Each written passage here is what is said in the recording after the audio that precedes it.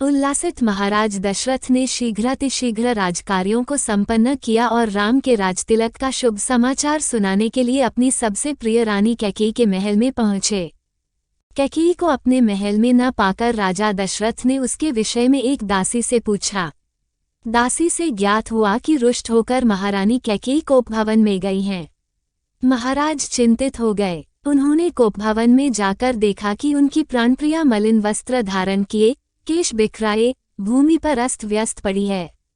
उनकी इस अवस्था को देखकर आश्चर्यचकित राजा दशरथ ने कहा, प्राणेश्वरी, मुझसे ऐसा क्या अनिष्ट हुआ है कि क्रुद्ध होकर तुम कोपभवन में आई हो? यदि तुम किसी बात से दुखी हो तो मुझे बताओ, मैं तुम्हारे कष्ट का निवारण अवश्य करूंगा। महाराज के इस प्रकार मनोहार करने पर कैकेयी बोली, प्राणनाथ, मेरी एक अभिलाषा है, किंतु यदि आप उसे पूरी करने की शपथपूर्वक प्रतिज्ञा करेंगे तभी मैं आपको अपनी अभिलाषा के विषय में बताऊंगी। महाराज दशरथ ने मुस्कुराते हुए कहा, केवल इतनी सी बात के लिए तुम कोपभवन में चली आई हो? मुझे बताओ, तुम्हारी क्या इच्छा है, मैं तत्काल उसे पूरा करता हूँ। इस पर कैकेयी बोली, महाराज, पहले आप सौगंध लीजिए कि आप मेरी अभिलाषा अवश्य पूरी करेंगे। इस पर महाराजा दशरथ ने कहा, हे प्राणप्रिय, इस संसार में मुझे राम से अधिक प्रिय और कोई नहीं है। मैं राम की ही सौगंध लेकर वचन देता हूँ कि तुम्हारी जो भी मनोकामना होगी उसे मैं तत्काल पूरी करूँगा। महाराज सौगंध लेने से आश्वस्त हो जाने पर कैकेयी बोली, आपको स्मरण होगा कि देवासुर संग्राम के समय आपके मूर्छित हो जाने पर मैंने आपकी रक्षा की थी और प्रसन्न होकर आपने मुझे 2 वर देने की प्रतिज्ञा की थी। उन दोनों वरों को मैं आज मांगना चाहती हूँ। पहला वर तो मुझे ये दे कि आप राम के स्थान पर मेरे पुत्र भरत का राजतिलक करें, और दूसरा वर मैं यह मांगती हूँ कि राम को 14 वर्ष के लिए वन जाने की आज्ञा दें। मेरी इच्छा है कि आज ही राम वल्कल पहनकर वनवासियों की भांति वन के लिए प्रस्थान करे। अब आप अपनी प्रतिज्ञा पूरी करें, क्योंकि आप सूर्यवंशी हैं और सूर्यवंश में अपनी प्रतिज्ञा का पालन प्राणों की बलि देकर भी किया जाता है।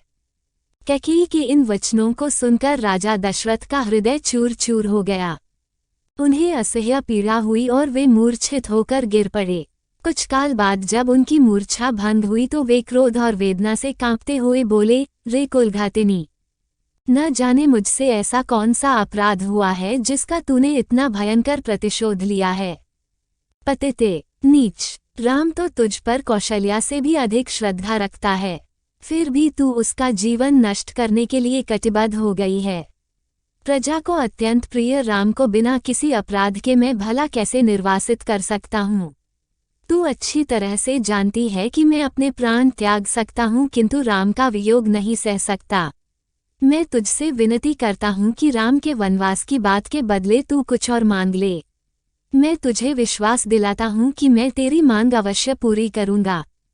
महाराज दशरथ के इन दीन वचनों को सुनकर कैकेयी तनिक भी द्रवित नहीं हुई। वह बोली, राजन, ऐसा कहकर आप अपने वचन से हट रहे हैं, यह आपको शोभा नहीं देता। आप सूर्यवंशी हैं, अपनी प्रतिज्ञा पूरी कीजिए। प्रतिज्ञा से हटकर स्वयं को और सूर्यवंश को कलंकित मत कीजिए। आपके द्वारा अपना वचन नहीं निभाए जाने पर मैं तत्काल आपके सम्मुख ही विष पीकर अपने प्राण त्याग दूंगी। यदि ऐसा हुआ तो आप प्रतिज्ञा भंग करने के साथ ही साथ स्त्री हत्या के भी दोषी हो जाएंगे। अतः उचित यही है कि आप अपनी प्रतिज्ञा पूरी करें। राजा दशरथ बारंबार मूर्छित होते रहे और मूर्छा समाप्त होने पर कातर भाव से कैकेयी को मनाने का प्रयत्न करते रहे। इस प्रकार पूरी रात बीत गई। अंबर में उषा की लालिमा फैलने लगी, जिसे देखकर कैकेयी ने उग्र रूप धारण कर लिया और कहा, राजन, आप व्यर्थ ही समय व्यतीत कर रहे हैं। उचित यही है कि आप तत्काल राम को वन जाने की आज्ञा दीजिए और भरत के राजतिलक की घोषणा करवाइए। सूर्योदय हो जाने पर गुरु वशिष्ठ मंत्रियों के साथ राजमहल के द्वार पर पहुंचे और महामंत्री सुमंत को महाराज के पास जाकर अपने आगमन की सूचना देने के लिए कहा।